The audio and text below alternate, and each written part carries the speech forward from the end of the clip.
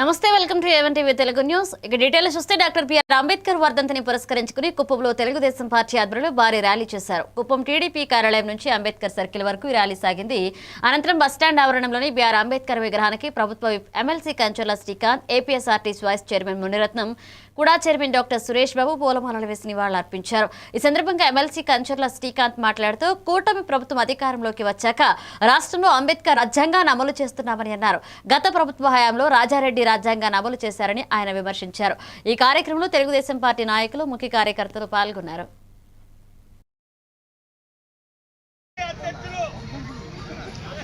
అంబేద్కర్ వర్ధంతి సందర్భంగా కుప్పం నియోజకవర్గంలో తెలుగుదేశం పార్టీ నాయకులు, దళిత నాయకులు, ప్రజాప్రతినిధులు అందరూ కూడా కలిసి పెద్ద ఎత్తున బ్రహ్మాండంగా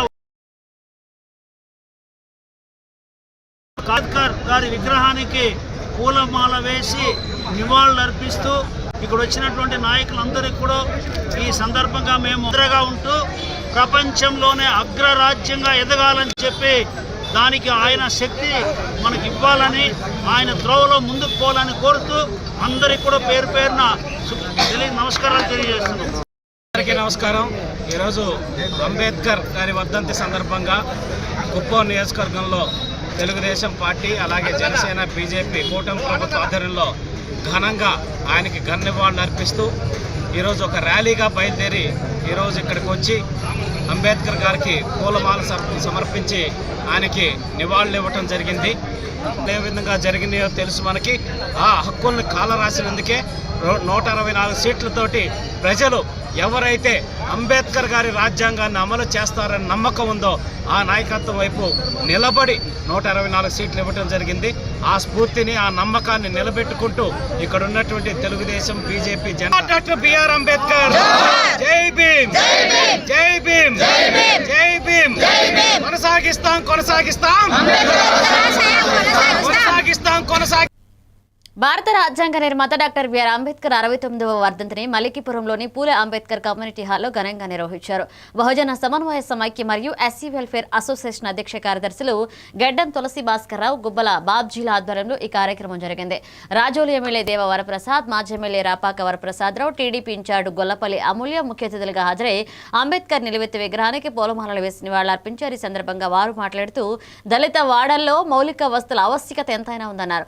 యువత చెడు వ్యసనాలకు దూరంగా ఉంచు రాజ్యాంగ నిర్మాత అంబేద్కర్ ను ఆదర్శంగా తీసుకుని సమాజానికి ఉపయోగపడే విధంగా ఉండాలన్నారు. అంబేద్కర్ అందరికీ సమాన విద్య, ఆరోగ్యం, ఉపాధి, రక్షణ, నివాసం మరియు భావ ప్రకటన సమన్యాయాన్ని రాజ్యాంగంలో పొందుపరిచిన భారత పిత అని కొనియాడారు. సమాజ నిర్మాణంలో బాబాసాహెబ్ ను ప్రపంచ దేశాలు మరియు ఐక్యరాజ్య సమితి సింబల్ ఆఫ్ నాలెడ్జ్ గా గుర్తించారని తెలిపారు. ఈరోజు మలికిపురంలో ఎస్సీ నాయకులు 70 సంవత్సరాలు ఆయన చనిపోయిన తర్వాత కూడా ఆ స్థాయి నాయకుడు ఇంతవరకు మనకి రాలేదు అంటే, ఎందుకంటే స్వతంత్రోద్యమంలో మనం చూసాం, చాలా పెద్ద పెద్ద నాయకులను చూసాం. ఈ రోజుని చూస్తున్నట్టయితే ఎవరిని నేను ఈ రోజు నేను మాట్లాడుతూ ఉన్నాను. కాబట్టి ప్రతి ఒక్కరు కూడా ఈ మౌలిక వసతులు కానీ అలాగే సామాజిక పరమైన విషయాలను కానీ దృష్టిలో పెట్టుకొని మన నియోజకవర్గాన్ని ముందుకు తీసుకెళ్లడంలో ప్రతి ఒక్కరు కూడా నాకు సహకరిస్తారని కోరుకుంటూ సెలవు.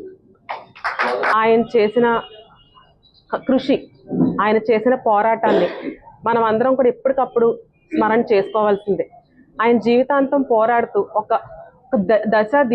ఒక దిక్సూచిగా మనల్ని ముందుకు నడిపించే ప్రతి మాట, అమూల్యమైన మాటని మనం తలపోసుకుంటూ సమాజం మనకేం చేసింది అనేది కాకుండా సమాజానికి మనమేం చేస్తున్నాం అనే దిశగా మనం అందరం ప్రయాణించాలి. ఈరోజు వర్ధంతి రోజున నా సహోదరులందరికీ కూడా మరొకసారి నేను మనస్ఫూర్తిగా ధన్యవాదాలు. మల్కిపురం మండలం లక్కవరంలోని ఆపద్ బాంధవ్ ఫౌండేషన్ ఆధ్వర్యంలో Amalapuram Shri Sai Vishwas super speciality hospital సౌజన్యంతో నూతనంగా ప్రారంభించిన శ్రీ హాస్పిటల్ నందు మెగా ఉచిత వైద్య శిబిరాన్ని ఏర్పాటు చేశారు. ఈ శిబిరానికి స్థానిక ఎమ్మెల్యే దేవ వరప్రసాద్ ముఖ్య అతిథిగా పాల్గొని ప్రారంభించారు. ఈ ప్రాంతంలో ఏర్పాటు చేసిన ఈ శిబిరానికి అనూహ్య స్పందన లభించింది. ఈ ప్రాంతం నుండే కాకుండా సుదూర ప్రాంతాల నుంచి కూడా దాదాపు 500 మందికి పైగా రోగులు హాజరై పరీక్షలు చేయించుకున్నారు. ఆర్థోపెడిక్, గైనిక్, కీళ్ల సమస్యలు, గుండె సమస్యలు, కిడ్నీ సమస్యలకు ఉచితంగానే పరీక్షలు నిర్వహించి మందులు అందించారు. ఈ శిబిరంలో ప్రత్యేకంగా గుండె scanning, ECG, liver fibro scanning, BMD మరియు రక్త పరీక్షలు చేశారు. ముఖ్యంగా శిబిరంలో ప్రత్యేక మహిళలు క్యాన్సర్ నివారణకు హెచ్పివి వ్యాక్సిన్ ఉచితంగా వేశారు. వైరస్కి సంబంధించిన వ్యాక్సిన్ ఇస్తున్న దానికి కూడా వారికి అభినందనలు తెలియజేసుకుంటూ, ముఖ్యంగా మా అందరూ కూడా ఎంతో బాస్ట్గా ఈ వైద్య సదుపాయాలు ఇస్తున్నందుకు వారికి మరొకసారి కృతజ్ఞతలు తెలియజేసుకుంటూ సెలవు తీసుకుంటాం. నమస్కారం అండి. ఈరోజు లక్కవరం గ్రామంలో శ్రీ హాస్పిటల్స్ ఇనాగ్రేషన్ జరిగింది. బేసికల్గా ఈ శ్రీ హాస్పిటల్స్కి ఇక్కడ బట్ ఇలాంటి క్యాన్సర్స్ అనేవి ఫ్యూచర్లో ఉండకూడదు, సో ఆడపిల్లల్లో ఇబ్బందులు రాకూడదు అనే ఉద్దేశంతో ఈ హెచ్పివి వ్యాక్సిన్ అనేది మనం ఫ్రీగా ఇవ్వడం అనేది జరుగుతుందండి. నమస్కారం అండి అందరికీ. నేను doctor Himani, gynaecologist, Sai Vishwas hospitals Amalapuram. Sir చెప్పినట్లు ఇక్కడ శ్రీ హాస్పిటల్స్ అని కొత్తగా లక్కవరంలో ఒకటి పెట్టడం జరిగింది. ఏంటంటే జస్ట్ సర్వీస్ అందిద్దాము అని, మల్టీ స్పెషాలిటీగా ఇక్కడ ఉన్న జనాలకి వాట్ ఎవర్ ఏదైనా ప్రాబ్లమ్స్ వస్తే వాళ్ళు చాలా ఇబ్బంది పడుతున్నారు. అటు thank you so much. And main thing ఏంటంటే అవేర్నెస్. గర్ల్స్ అందరూ కూడా, పేరెంట్స్ అందరికి ముందు ఇది అవేర్నెస్ వస్తే వాళ్ళు దగ్గర ఉండి తీసుకొచ్చి చేపిస్తారు. సో గర్ల్స్ అందరూ కూడా 9 to 14 years వాళ్ళు మస్ట్ అండ్ షుడ్. లేడీస్ అందరూ కూడా 45 years లోపు ఉన్న వాళ్ళు క్యాన్సర్ ఈ వ్యాక్సినేషన్ తీసుకోవడం వల్ల ఫర్దర్ గా 50 years 60 years వచ్చేసరికి క్యాన్సర్స్ అవన్నీ ప్రివెంట్ అవ్వడానికి హెల్ప్ చేస్తుంది. Thank you so much.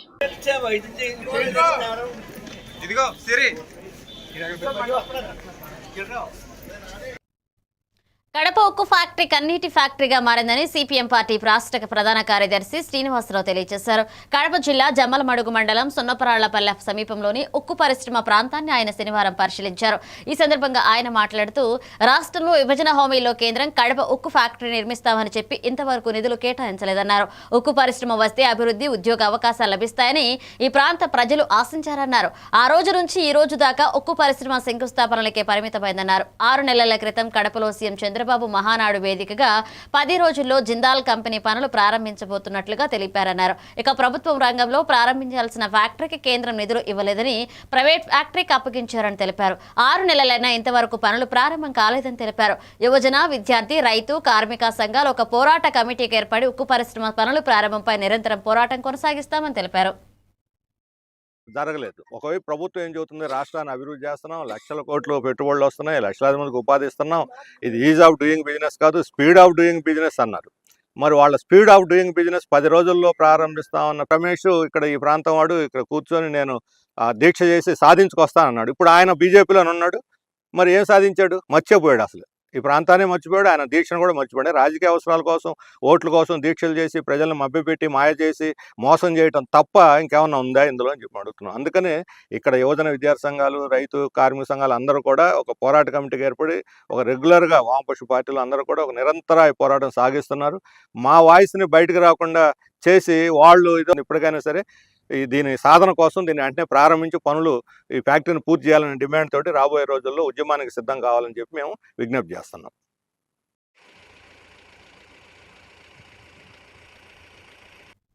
Kadapa జిల్లా చాపాడు మండలం కాద్రపల్లె గ్రామానికి చెందిన చింపతి షాహీన తన భర్త ఫక్రుద్దీన్ కు జైల్లో జరిగిన అన్యాయాన్ని మీడియా ఎదుట వెల్లడించారు. ఎర్రచందనం కేసులో పీడీ యాక్ట్ కింద కడప సెంట్రల్ జైల్లో ఉన్న తన భర్త ఫక్రుద్దీన్ చూసేందుకు శనివారం తాను తన 2 కుమార్తెలు జైలుకు వెళ్లినట్లుగా షాహీన తెలిపారు. ములాఖాత్ సమయంలో అంటే మధ్యాహ్నం సుమారు 2 గంటల నుంచి 2:30 గంటల సమయంలో తన కళ్ల ఎదుటే తన భర్తపై జైలు సిబ్బంది దాడికి పాల్పడ్డారని ఆరోపించారు. తన భర్తపై దాడి చేసిన దృశ్యాలు శనివారం మధ్యాహ్నం 2 గంటల నుంచి 2:30 గంటల మధ్య జైల్లోని సీసీ కెమెరాలో రికార్డ్ అయి ఉంటాయని, వాటిని పరిశీలిస్తే నిజం బయటపడుతుంది అని ఆమె డిమాండ్ చేశారు. ఈ ఘటనపై సోమవారం కడప జిల్లా జడ్జికి లిఖితపూర్వకంగా ఫిర్యాదు చేశామని షాహీనా స్పష్టం చేశారు. తమకు న్యాయం చేయాలని ఆమె వేడుకున్నారు. దీనిపై జైలు అధికారులు ఇప్పటి వరకు స్పందించలేదన్నారు. పిలిచేలోపు సార్తో మాట్లాడుతున్నారు, కొద్దిసేపు ఉండండి, వస్తారు మాట్లాడదని చెప్పి సార్ దగ్గర ఉంటే సార్ కాడ కొడుతున్నారు. మా భర్త కొడతా అంటే నేను నా పిల్లలు అందరూ చూసినాము.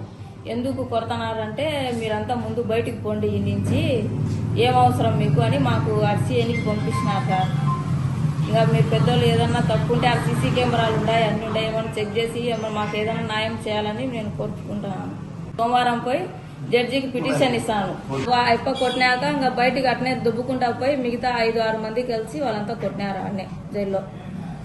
ఆడంతా సీసీటీవీ ఫుటేజ్ అంతా ఉంది, ఆడ చెక్ చేసినా ఒకటే మీరు నేను 11:30 ఇంటర్వ్యూకి పెట్టినా. మధ్యాహ్నం రాపో, మధ్యాహ్నం ఇస్తాం, మీకు పొద్దున్నే ఇయ్యను అని చెప్పి ఎన్నికి ఇచ్చినారు పేపరు. మధ్యాహ్నం 2 నుంచి పోతే 2:30 మధ్యలో జరిగింది ఇదంతా. 2:30 నాకు ఫోన్ చేసినారు, మీకు ఇంటర్వ్యూలు ఇస్తాను రాండి, ఇంటర్వ్యూ ఇస్తానని చెప్పి మాకు ఫోన్ చేసినారు. మళ్ళీ ఏదన్నా ఉంటే నాకు న్యాయం చేయాలంటారు.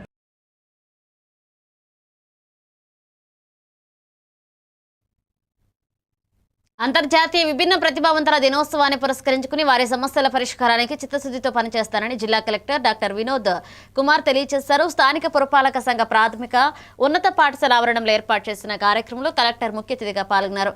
రాష్ట్ర దివ్యాంగుల corporation chairman Narayanaswamy, RDO P Gloria, municipal commissioner Raghunath Reddy, దివ్యాంగుల సంఘ నాయకులతో కలిసి కలెక్టర్ జ్యోతి వెలిగించి కార్యక్రమాన్ని ప్రారంభించారు. ఈ సందర్భంగా బాపట్ల ప్రభుత్వ పాఠశాల విద్యార్థులు వందే మాతర గీతాన్ని సైగల ద్వారా ఆలపించడం చూపరులను ఎంతగానో ఆకట్టుకుంది.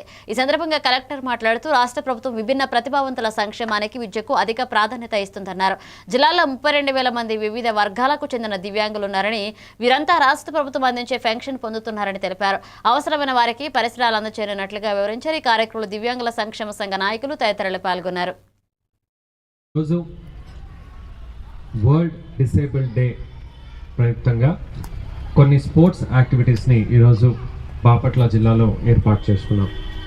చూస్తే ఇవి మన ఉమ్మడి జిల్లాలకి చొప్పున ఉమ్మడి జిల్లా కేంద్రాల్లో ఏర్పాటు చేసుకోవాలనేది ముందుగా ఉన్నటువంటి ఆలోచన. అర్థం చేసుకోవాల్సిన అవసరం ఎంతో ఉన్నది. అంటే నాకు ఎక్కడ నేను బాగున్నాను, చదువు చెప్తున్నటువంటి టీచర్స్ ఉండొచ్చు, పిల్లలు ఉండొచ్చు, దీన్ని గమనించమని కోరుతున్నాను. దాంట్లో మనం ఫోకస్ పెట్టి ఎనర్జీ పెడితే వన్ ఆఫ్ ద బెస్ట్ మనం వైడ్ పబ్లిసిటీ ఇవ్వడంతో వాళ్ళని చూసి వాళ్ళలాగా ఉన్నటువంటి వాళ్ళకి కూడా ఒక ఇన్స్పిరేషన్గా ఇది తయారవుతుంది అని తెలియజేస్తున్నాను. అలాగే స్పోర్ట్స్, నాకు స్పోర్ట్స్ అంటే చాలా ఇష్టం. ఈరోజు చూస్తే క్రికెట్ ఇంటర్నేషనల్ లెవెల్లో మహిళా బృందం బ్లైండ్ టీం అనేది గెలవడం ఎంత గర్వం. రేపల్లె మండలం వడ్డివారిపాల గ్రామంలోని సావిత్రి గణేష్ జిల్లా పరిషత్ ఉన్నత పాఠశాలలో మహానటి సావిత్రి 90వ జయంతి వేడుకలు శనివారం ఘనంగా నిర్వహించారు. ఈ వేడుకలో డాక్టర్ రంగిశెట్టి రమేష్ బాబు విశ్వాభరణ బిరుదును మహానటి సావిత్రి కళాపీఠం తరపున ప్రదానం చేశారు. శ్రీమతి సావిత్రి గణేష్ జెడ్పీ ఉన్నత పాఠశాల మరియు మహానటి సావిత్రి కళాపీఠ సంయుక్త ఆధ్వర్యంలో జరిగిన ఈ కార్యక్రమంలో ముఖ్య అతిథులుగా Ircon railways additional GM Mendu Chakrapani, ex services man సాహితీ విద్వాంసులు పెద్దిరాజులు, ప్రధానోపాధ్యాయుడు వేదాంతం బద్రీనాథ్, ఎన్ఆర్ఐ రామన్ అబ్బు, గ్రామ ప్రెసిడెంట్ వడ్డీ లక్ష్మూజీ, సంఘ సేవకులు కొండవీటి ఈశ్వరరావు పాల్గొన్నారు. వీరి చేతుల మీదుగా రమేష్ బాబుకు బిరుదు ప్రదానం జరిగింది. కళా, సాహిత్యం, ఆధ్యాత్మిక చింతన, సమాజ సేవ రంగాల్లో రంగిశెట్టి రమేష్ బాబు చేసిన అపూర్వ సేవలు, సృజనాత్మకత, ప్రతిభ మరియు ప్రపంచ స్థాయిలో సాధించిన రికార్డులను గౌరవిస్తూ కళాపీఠం ఈ బిరుదును అందజేసింది. ఈ కార్యక్రమంలో కళాపీఠం ప్రధాన కార్యదర్శి బడే ప్రభాకర్, సినీ లిరిక్ రైటర్ కోసూరు మాధవ్ తదితరులు పాల్గొన్నారు.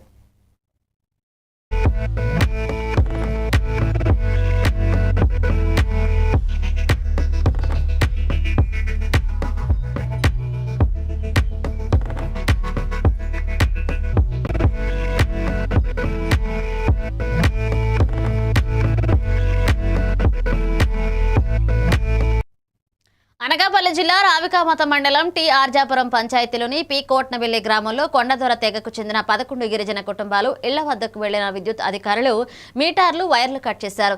రాత్రి వేళల్లో చంటి పిల్లలతో జ్వరంతో ఇబ్బంది పడుతున్నప్పటికీ కరెంట్ కట్ చేయడం అన్యాయమని గిరిజనులు కాగడాలతో వినూత్నంగా నిరసన తెలిపారు. రాష్ట్ర ప్రభుత్వాలు గతంలో ఎస్సీ ఎస్టీలకు 100 నుంచి 200 యూనిట్ల వరకు ఉచిత విద్యుత్ ప్రకటించినా 10 ఏళ్లుగా బిల్లులు ఇవ్వకుండా ఇప్పుడు కూటమి ప్రభుత్వం వచ్చాక అధిక బిల్లులు వేయడంతో చెల్లించలేకపోయామని వారు ఆవేదన వ్యక్తం చేశారు. 1500 వాయిదా కట్టినా పూర్తి చెల్లించలేదని కరెంట్ కట్ చేశారు.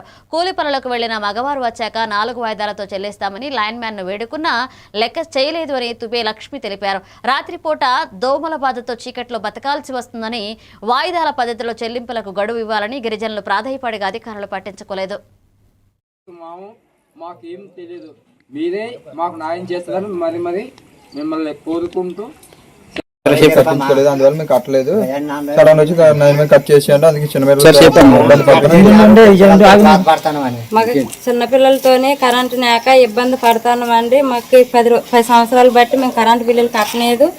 మాకు ఇప్పుడు సడన్గా వచ్చి కరెంట్లు కట్ చేసి అంటారు. ఇప్పుడు చిన్నపిల్లలతోటి కరెంట్ నాక మా చిన్నపిల్లలు ఇంట్లో ఉన్నారు, ఇబ్బంది పడతాను, వంట చేసుకోవడానికి కొన్న ఇబ్బందిగా ఉంది. మా కరెంట్ నాక చిన్నపిల్లలు కూడా పడుకోకుంటారు. ఈరోజు పాతకొట్టనపల్లి గ్రామాల్లో 11 గిరిజన కుటుంబాలకి విద్యుత్ అధికారులు అధిక బిల్లు వచ్చాయని చెప్పి కట్ చేశారు. తక్షణమే ఆ గిరిజన గ్రామానికి గిరిజనులకు విద్యుత్ పునరుద్ధరించాలని మీ సిపిఎం పార్టీగా ఈ కాగడాలతో నిరసన తెలియజేయడం జరుగుతుంది. ఈరోజు రాష్ట్ర ప్రభుత్వం గత 2012-13 సంవత్సరంలో 100 యూనిట్లు తణుకులో జరిగిన మీడియా సమావేశంలో అఖిల భారత యాదవ సంఘ రాష్ట్ర ఉపాధ్యక్షుడు కడియాల సూర్యనారాయణ జగన్మోహన్ రెడ్డి బీసీలపై చేసిన తాజా వ్యాఖ్యలను తీవ్రంగా విమర్శించారు. ఎన్నికల సమయంలో బీసీలకు మేలు చేస్తారని చెప్పి అధికారంలోకి వచ్చిన తర్వాత వారికి చులకనగా వ్యవహరించారన్నారు.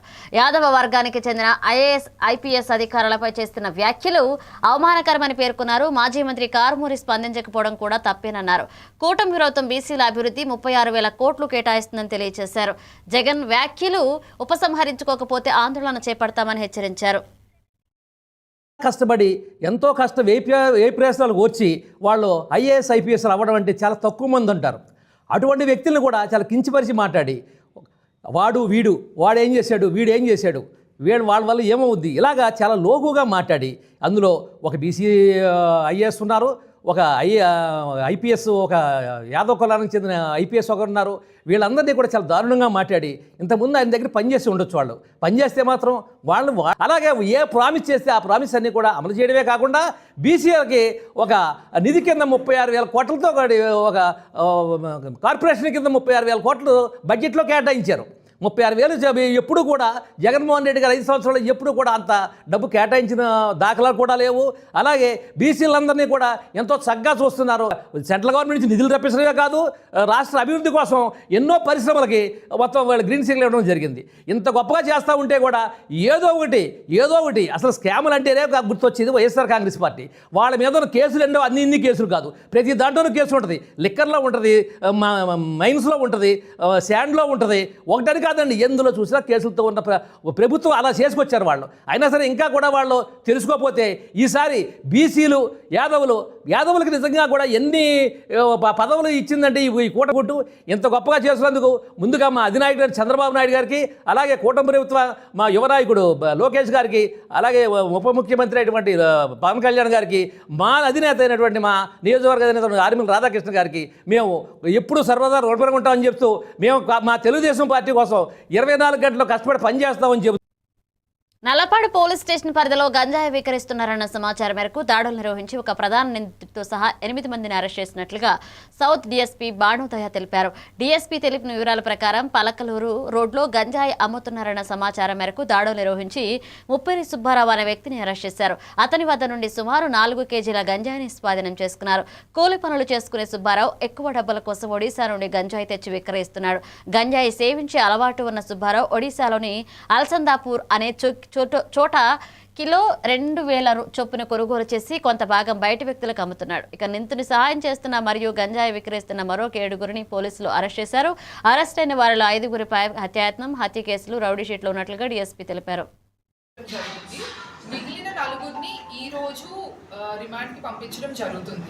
అలానే బ్యాక్వర్డ్ లింకేజ్ లో 4 కన్స్యూమర్స్ కమ్ పెడ్లర్స్ ని ఐడెంటిఫై చేయడం జరిగింది with intact 3 kilos of ganja. వీళ్ళందరూ కూడా they have been traced back to Lambasingi, Araku valley కానీ లేదంటే ఒరిస్సాలో ఉన్న బరంపూర్ ఏరియాకి కానీ వీళ్ళందరూ కూడా బ్యాక్వర్డ్ లింకేజ్లో ట్రేస్ బ్యాక్ అయ్యారు. ఈ విషయ సర్కిల్ ఏదైతే ఉందో 15 మంది చుట్టూ తిరుగుతుందని మాకు అర్థమైంది. ఫార్వర్డ్ లింకేజ్లో 4, బ్యాక్వర్డ్ లింకేజ్లో 11 మంది. వీళ్ళల్లో ఒక 5గురి మీద previous crime history and NDPS cases కూడా ఉన్నాయి. గుంటూరు టౌన్లో కొన్ని ఉన్నాయి, అలానే మారేడుమిల్లి లో కూడా కొన్ని ఉన్నాయి. ఇందులో 5గురు ముప్పిరి సుబ్బారావు కావచ్చు, షఫీ, షారీఫ్, వెంకటేష్, అలానే హర్షవర్ధన్, ఈ 5గురి మీద ప్రీవియస్ ఎన్డీపీఎస్ కేస్ హిస్టరీ ఇంకా క్రిమినల్ హిస్టరీ కూడా ఉంది. వీళ్ళల్లో 2 రౌడీ షీటర్స్ కూడా ఉన్నారు. సో క్రైమ్కి గాంజాకి మధ్య ఉన్న రిలేషన్ ఈ పర్టికులర్ కేసులో మాకు అర్థమైంది. అలానే ఇంటాక్ట్ 3 kilos ఆఫ్ గాంజా కూడా రికవర్ చేయడం జరిగింది. ఈ కేసుని మేము ఎనీ అదర్ కేసు లాగా చేయకుండా ఇందులో ఉన్న కంప్లీట్ సైకిల్ని, చైన్ని బ్రేక్ చేయడం జరిగింది. సో అందుకనే ఈ పర్టికులర్ కేసులో 15 మెంబర్స్ని అరెస్ట్ చేసి రిమాండ్ పంపించడం కూడా జరిగింది. Good afternoon all print and electronic media పర్సన్స్కి. ఈరోజు రెడ్డి కాలేజ్ ఏదైతే మిర్చియార్డ్ వెనుకన అబాండెండ్ రెడ్డి కాలేజ్ ఉందో ఆ రెడ్డి కాలేజ్ డుమ్రిగూడ మండలంలోని ప్రముఖ పర్యాటక కేంద్రం చాపరాయి జలపాతం వద్ద పర్యాటకుల సందడి నెలకొంది. వారాంతం కావడంతో సందర్శకుల రాక పెరిగి రోడ్డుకి ఇరువైపుల కార్ల పార్కింగ్తో రద్దీగా మారిందని సిబ్బంది తెలిపారు. మహిళా పర్యాటకులు గిరిజన అలంకరణలతో ఫోటోలు తీసుకుంటూ నీటిలో కేరింతలు కొడుతూ సరదా అనుభూతిని పొందారు. ఇక అరకులోయ గిరిజన మ్యూజియంను శనివారాల్లో 5,188 మంది సందర్శించినట్లుగా సిబ్బంది తెలిపారు. ఈ 2 రోజుల పర్యటనతో మ్యూజియంకు 3.28 లక్షల ఆదాయం వచ్చినట్లుగా ఇన్ఛార్జ్ మణికుమార్ వెల్లడించారు. మ్యూజియంలోని స్థానిక ఆదివాసీ గిరిజన ఆచార వ్యవహారాల కళాకృతులతో పాటుగా అడ్వెంచర్ యాక్టివిటీలు, థీమ్స్ నృత్య ప్రదర్శన పర్యాటకులను విశేషంగా ఆకట్టుకున్నాయి.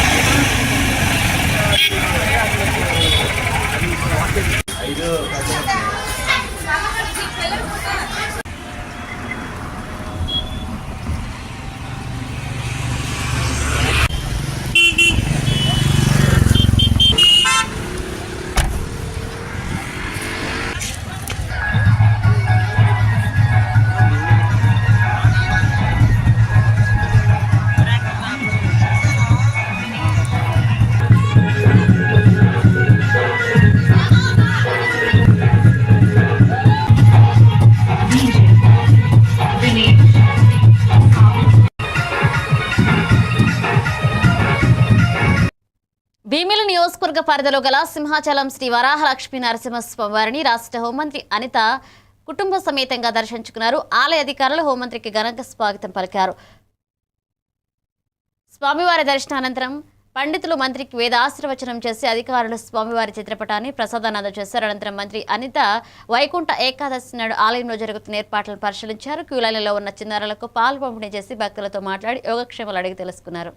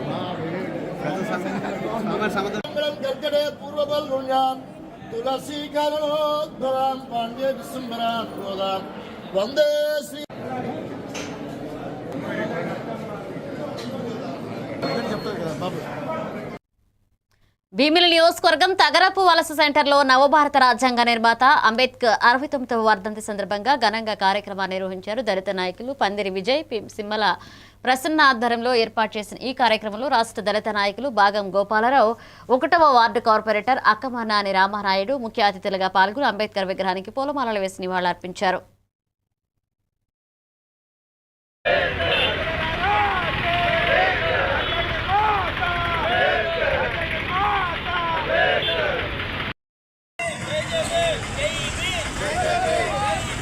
బాబు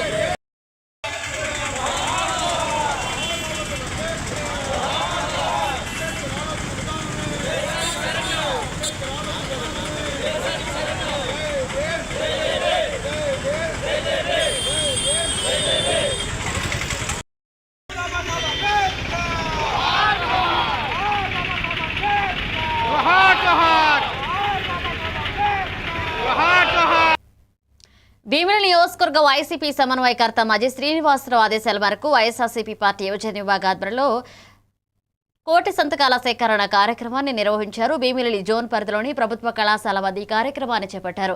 వైద్య కళాశాలను ప్రైవేట్ వ్యక్తులకు కట్టబెట్టే ప్రయత్నాలు మానుకోవాలనే ప్రధాన డిమాండ్పై యువజన నాయకులు విద్యార్థుల నుంచి సంతకాలు సేకరించారు. ఈ కార్యక్రమంలో 3వ వార్డు వైఎస్ఆర్సీపీ నాయకులు, కార్యకర్తలు పెద్ద సంఖ్యలో పాల్గొన్నారు.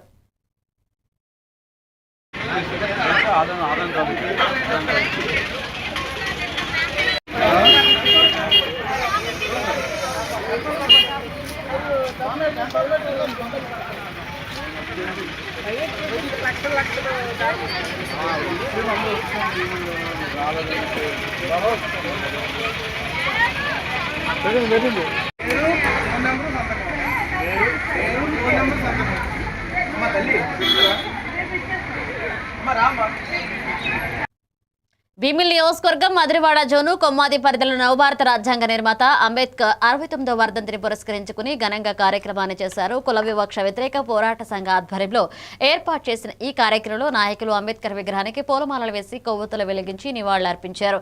ఈ సందర్భంగా అంబేద్కర్ ఆశయ సాధకుడు, భీమిలి నియోజకవర్గ మాజీ ఎస్సీసీఎల్ అధ్యక్షులు సియాద్రి కనకరాజు అంబేద్కర్ జీవిత చరిత్ర గురించి అందరికీ వివరించారు. బాబాసాహెబ్ అంబేద్కర్ గారు మనకి ఈ యొక్క దేశానికి దశ దిశ నిర్దేశించినటువంటి వ్యక్తి. ఆ మహానుభావుడిని స్మరించుకోవడం మనం ఎంతో పుణ్యం చేసుకోవాలి. కాబట్టి అటువంటి మహనీయుడికి ఈరోజు ఆయన వర్ధంతి సందర్భంగా మనందరం కూడా కొవ్వొత్తులు వెలిగించి నివాళులు అర్పించడం జరుగుతుంది. కాబట్టి 2 నిమిషాల పాటు డాక్టర్ బాబాసాహెబ్ అంబేద్కర్ గారికి నివాళులు ఒక నిశ్శబ్దంగా భారత రాజ్యాంగ నిర్మాత డాక్టర్ బాబాసాహెబ్ అంబేద్కర్ గారి వర్ధంతి సందర్భంగా పలు విధాలుగా రాజకీయ నాయకులు, అదేవిధంగా పలు సంఘాల నాయకులు ఇక్కడ విచ్చేస్తున్నారు. అదేవిధంగా గ్రామ పెద్దలందరూ కూడా ప్రత్యేకమైన ధన్యవాదాలు తెలియజేసుకుంటున్నాం. ఈ కార్యక్రమాన్ని ఉద్దేశించి సిఐటియు నాయకులు అప్పలరాజు గారిని మాట్లాడాల్సిందిగా కోరుతున్నాం. మిత్రులారా, అందరికీ నమస్కారం, జై భీములు. ఈరోజు మనం అంబేద్కర్ గారిని స్మరించుకోవడం అంటే, అంబేద్కర్ గారికి నివాళులు అర్పించడం అంటే, అంబేద్కర్ గారు కూడా ఈరోజు కేంద్రంలో ఉండే ప్రభుత్వం ఒక్కొక్కటిగా తొలగించేస్తుంది. అవి తీసేస్తే ప్రజలకు ఇంకేం మిగలవు. అలా చేస్తూ కొన్నాళ్ళకి మొత్తం రాజ్యాంగాన్ని తీసేసి సామాన్య ప్రజలు ఎవరైతే శూద్రులు అని చెప్పబడుతున్నటువంటి అన్ని కులాల వారు ఉన్నారో వాళ్ళందరికీ కూడా ఈరోజు నష్టం కలిగించే విధంగా, ప్రమాదంలోకి నెట్టే విధంగా, మహిళలకి తీవ్రమైనటువంటి నష్టం జరిగే విధంగా ఈరోజు చేస్తున్నారు. మనుధర్మ శాస్త్రాన్ని ముందుకు తీసుకొస్తున్నారు. కాబట్టి మనం భారత రాజ్యాంగం మనకి కాపాడుకోవాల్సిన బాధ్యత మనందరి మీద ఉంది.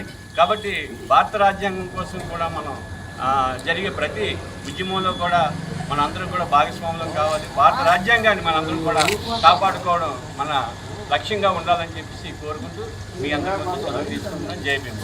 జై భీమ్. హైదరాబాద్లోని ప్రముఖ శైవ క్షేత్రం కేసరగుట్ట శ్రీ భవానీ సమేత రామలింగేశ్వర స్వామిని రాష్ట్ర రవాణా శాఖ మంత్రి పొన్నం ప్రభాకర్ దర్శించుకున్నారు. మంత్రి స్వామివారికి అభిషేకం నిర్వహించి ప్రత్యేక పూజలు చేశారు. ఈ కార్యక్రమంలో పలువురు కాంగ్రెస్ నాయకులు పాల్గొన్నారు.